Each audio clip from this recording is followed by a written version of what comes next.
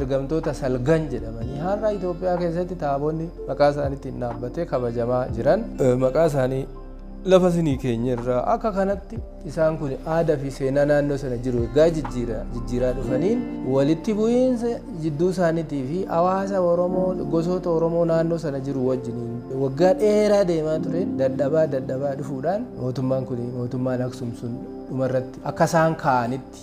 ka'anitti meeroo itti gadi duulee kufuu danda'e jedhama. Meeroo irratti gaafa duulu isa dura maaltu jira meeroo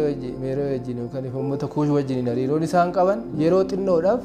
naannoo meeroo to'atee ture yookaan uummata kuush to'atee ture jedhu sanaaf jecha kuush kan jedhu kuni maqaan Itoophiyaa amma jedhamu kuush kan achitti bara sana ta'e kuni